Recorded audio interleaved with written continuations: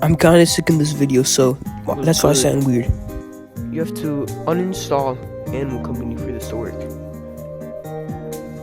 You go to this link right here, and then you click Old AC Modded Download. So once it's done downloading, you go to Mobile VR Station, Local Files, All Folders, Android, Data,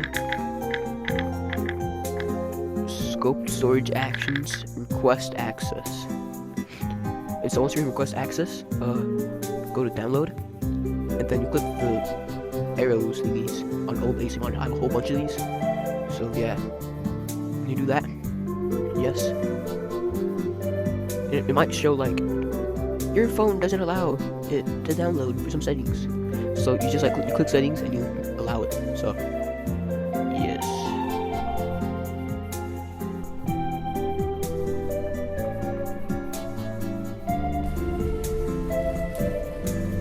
Make sure to like and subscribe.